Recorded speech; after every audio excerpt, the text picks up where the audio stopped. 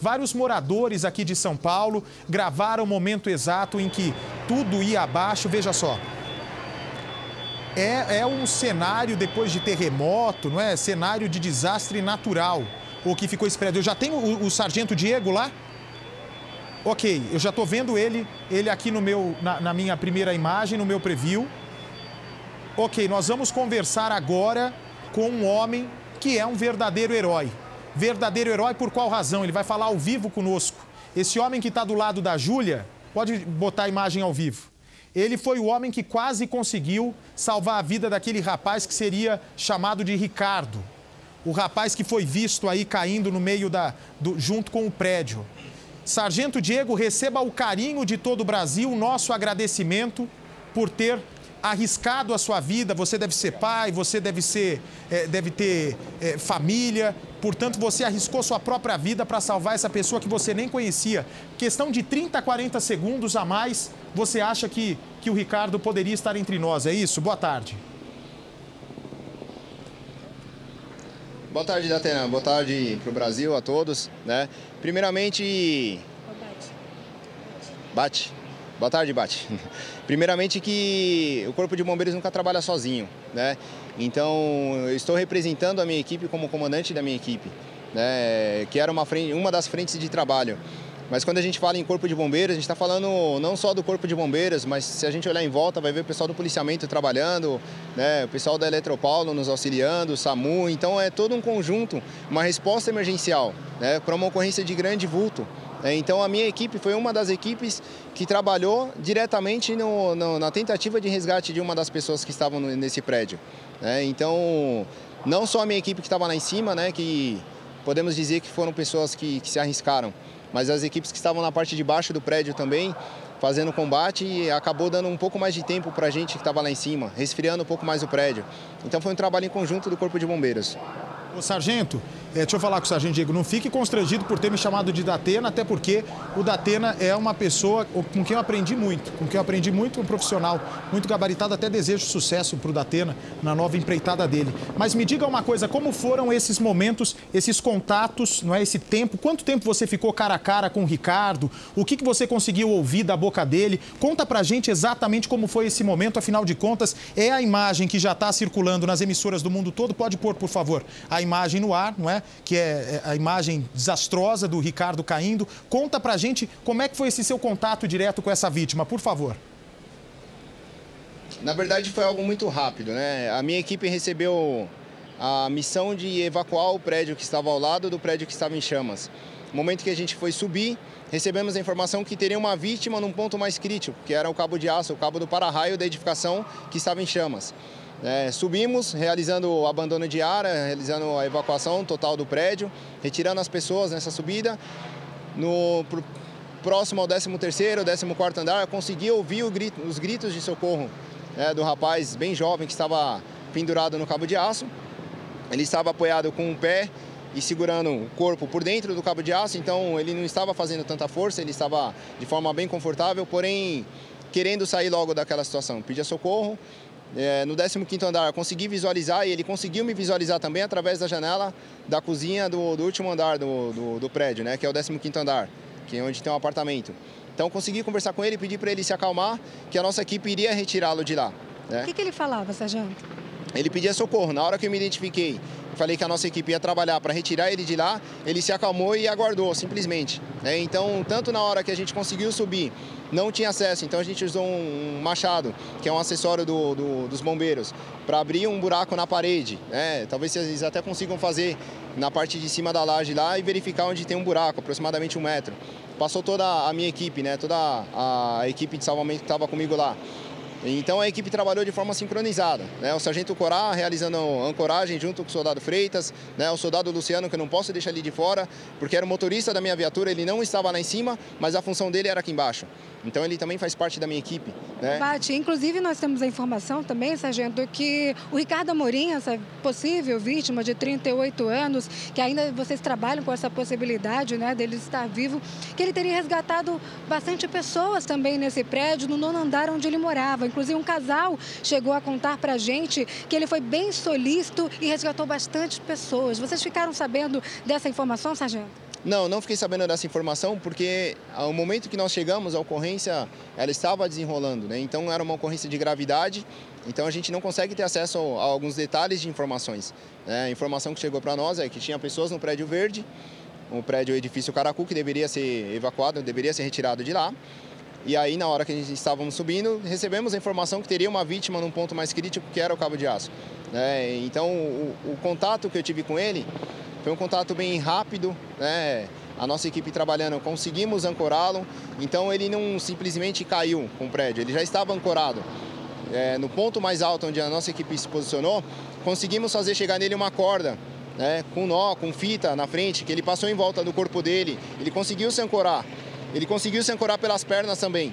Então ele simplesmente aguardava o momento exato para sair, né, que era o final do preparativo para tirar ele, protegendo os cantos vivos para evitar que a corda se cortasse, né, para evitar uma precipitação. Mas foi o momento que aconteceu a tragédia, o momento que o edifício não suportou a temperatura. Não sei quantos anos tem o edifício, deve ser um edifício bem velho, né? Não suportou a temperatura e acabou desabando. Bate. Eu estou arrepiado aqui com a sua descrição, não é? Com o seu relato, com essa sua narração. Fecha mais aqui, por favor, para mostrar bem o sargento. E é um homem, a gente está falando do Ricardo, infelizmente ainda não tenho a foto dele. Deus permita que por um milagre ele tenha sobrevivido. Eu acho muito, muito improvável. Mas até que os bombeiros encontrem o corpo, a gente vai ter essa esperança. Então, é um rapaz que estava no 9º andar, ele se certificou, segundo a nossa Júlia, de salvar as pessoas que estavam ao alcance dele e teria subido para esse último andar para buscar o auxílio. Quando ele estava já com as pernas e os braços já prontos para ser içado, imagine só, um bombeiro disse que aproximadamente 800 graus era a temperatura no momento desse prédio. O prédio vem abaixo. Então foi isso daqui, foi um piscar de olhos para você ter conseguido puxar ele, né, sargento? Não entendi, desculpa. Eu vou aumentar um pouquinho mais o volume, que o barulho dos helicópteros está atrapalhando. Eu estou dizendo o seguinte, que se a perna dele já estava içada, se o braço já estava içado, era um piscar de olhos para salvar ele. Sim, exato. Faltava bem pouco para eu dar a ordem para ele sair. Agora, me diga uma coisa, sargento, o que me preocupa. Muita gente está chegando no nosso Cidade Alerta nesse momento e está vendo o número aqui. Vamos deixar só o número um instantinho aqui, Clóvis, por favor. São 34 pessoas cadastradas no prédio que ainda não foram localizadas. É bom deixar claro, não é, que essas pessoas não necessariamente estariam dentro dos escombros. Mas, minha pergunta é a seguinte, se o Ricardo teve a ideia de ir para o último andar para buscar socorro, o senhor acredita que outras pessoas possam ter feito o mesmo caminho? O Corpo de Bombeiros nunca descarta qualquer possibilidade ou ação humana, né? Então o Ricardo teve essa atitude de subir, né? Sendo que no caso de incêndio a gente sempre orienta para as pessoas descerem por escadas de emergência, né? Por locais seguros e não buscar ajuda na parte mais alta. Eu não sei exatamente o que aconteceu com o Ricardo. Meu contato com ele foi justamente ele diretamente já no cabo de aço do para-raio. Então já praticamente eu não tinha outras informações. Acima dele devia ter mais ou menos uns 6 andares, então o prédio que eu estava ao lado era menor do que o prédio que desabou, né? Então caiu bastante escombro sobre ele, né? E o prédio estava totalmente tomado pelo fogo. Porém, do lado que eu estava não tinha visibilidade da parte interna da edificação. Isso talvez tenha ajudado bastante o Ricardo, porque era uma parte fechada, era uma parte que fazia divisa com a outra edificação. E o vento também acabou ajudando, tanto que a irradiação do calor foi para o prédio vizinho, que foi o segundo prédio que também começou a sofrer com a ação do calor e começou a pegar fogo também, né? Que foi um outro ponto de combate nosso também. Fico imaginando, e por isso que eu pedi para o capitão Palumbo para que ele colocasse o senhor para conversar conosco aqui, o teu coração devia ter sido dilacerado naquela hora, né? Porque, afinal de contas, esses poucos momentos que o senhor ficou diante dessa vítima que, infelizmente, não se salvou, foi suficiente para você já pegar uma simpatia por essa pessoa, dela estar correndo desesperada para salvar a vida, por ela ter também, possivelmente, salvado outras pessoas. Como é que fica o coração de um bombeiro quando aquele momento que seria heróico acaba não dando certo? Eu acho que o coração fica tão apertado quanto o da família desse homem, né?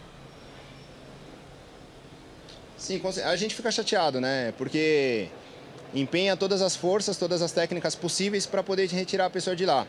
Então a gente acredita no nosso trabalho, a gente acredita que a vítima sempre tem uma segunda chance, que ela vai conseguir sair bem de lá. Tanto que não foi descartado ainda a hipótese dele estar com vida, né? Então as buscas continuam e não descarta a hipótese de vida em hipótese alguma. Né? O senhor, pois é, a gente vai, como eu disse, acreditar até o fim. Agora, o senhor, eu acho que, eu não sei quantas pessoas estavam ao seu lado, mas o senhor é uma das poucas pessoas que viram o prédio caindo do alto para baixo, não é? A imagem inversa das pessoas que estavam na parte de baixo. A qual distância o senhor estava do prédio que desabou, se é que dá para mensurar isso? E quando o senhor ouviu o estalo que o prédio ia para baixo, ia entrar em colapso? Tá, então vamos lá. Eu estava aproximadamente uma distância de uns 15 metros, eu calculo, até um pouquinho mais. Tinha uma distância um pouco para cima e uma distância na horizontal e tanto na vertical. Foi o ponto mais alto que nós buscamos para acessá-lo de forma mais técnica. A questão do estralo nós não ouvimos, porque o pessoal de baixo falou que ouviu, ele estralou na parte de baixo, porém na parte de cima ele não fez barulho. Na hora que eu estava fazendo um desvio de direção, a minha equipe já estava com ele ancorado, eu vi a parede vindo para cima da equipe. E aí foi a hora que eu avisei a equipe e eu consegui me posicionar, dar 2 passos e me jogar um pouco mais para trás para me proteger, porque estava eu, soldado Berigo, na parte mais próxima da vítima. Ah, então quer dizer, mas o senhor se jogou no chão do prédio onde você estava para não ser puxado junto? Na verdade, para não cair parte estrutural da edificação que estava na frente sobre mim. Esse prédio onde o senhor estava para resgatar o Ricardo é um prédio que existe morador? Que prédio é esse?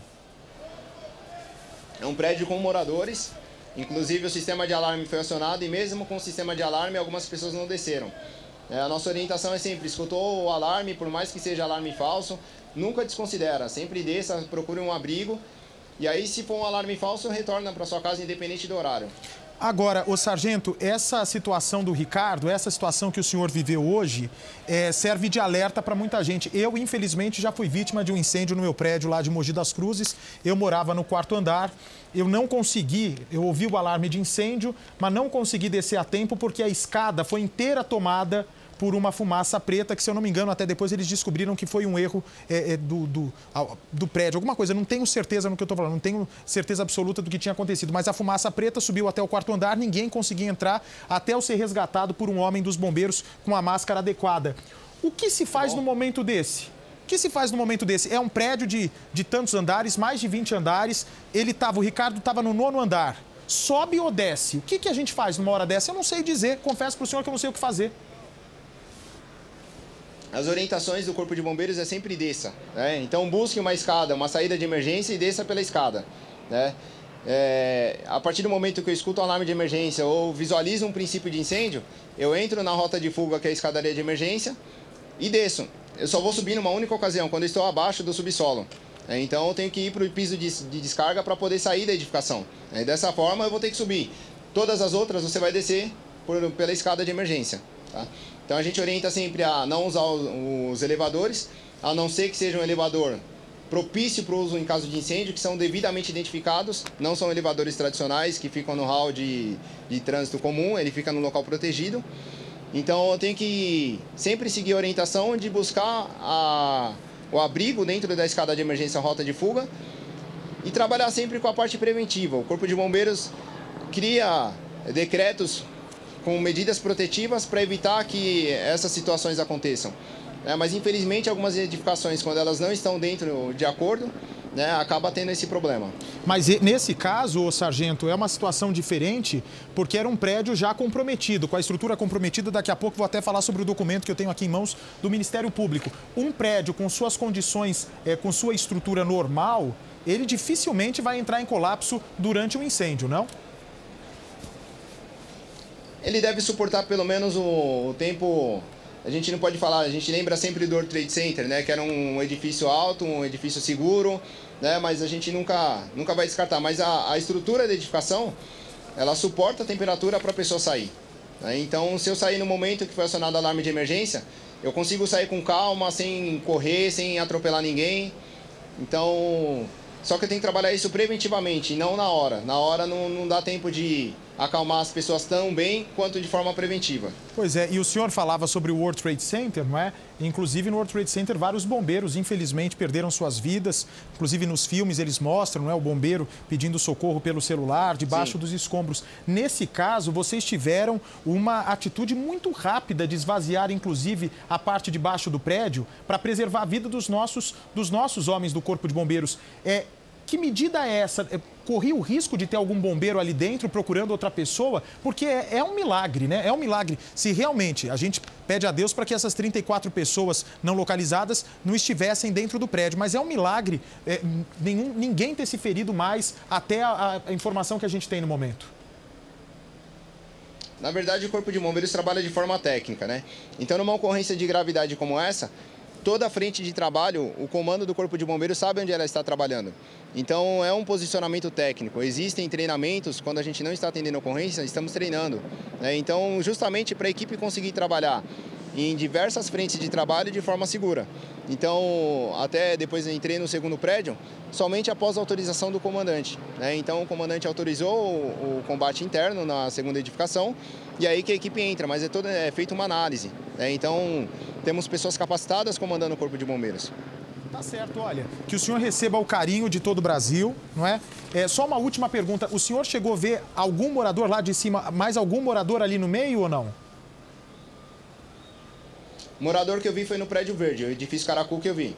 Então eles foram orientados a sair do local, inclusive saiu um senhor de aproximadamente 60 anos com os cachorros. Depois a gente conseguiu tirar um animal, um gato que estava lá dentro também, né? Então, essas pessoas que eu vi, o prédio que estava em chamas, do lado que eu estava não tinha visibilidade, porque era uma parede que fazia a divisa com outro prédio. Eu imagino. Pois não, Júlia? Ô, Bate, por falar em animais, também aproveitar o descanso merecido, a folga merecida, que eles também merecem o nosso reconhecimento. Olha só, os cães farejadores estão aqui e o Sargento Clóvis vai explicar pra gente, né, como funciona o treinamento desses cães. Tá, esses cães, hoje aqui a Sara, aqui a cadela Hope, de manhã trabalhou a cadela Vasti. Eles pertencem aqui ao Corpo de Bombeiros e foram utilizados para tentar localizar as vítimas aí sobre os escombros, porém na área onde não tem fogo, onde não tem chamas, onde não tem fumaça.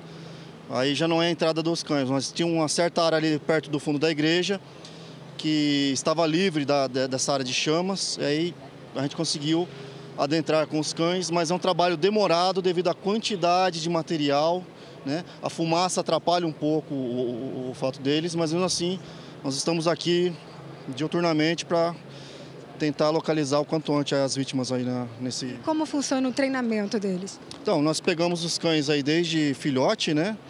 E aí eles são selecionados, né? Nós verificamos se esses cães têm algumas características para o treinamento, se eles não são agressivos, se eles têm uma certa energia para o trabalho, né? Para a brincadeira. E aí você começa a direcionar esses treinos de faro para ela começar a localizar essas pessoas. No começo, a gente treina com caixas, né, escondendo algum bombeiro, tal, vai um negócio mais simples e com o passar do tempo você começa a deixar algo mais complexo para o cão, levar ele em locais de escombro, levar ele em locais de mata, ele vai com olfato e depois em segundo lugar a audição, ele vai conseguindo farejar e conseguindo localizar essas vítimas. Obrigada, Sargento, parabéns pelo trabalho, Bate. Tá certo, obrigado, Júlia, obrigado ao Sargento.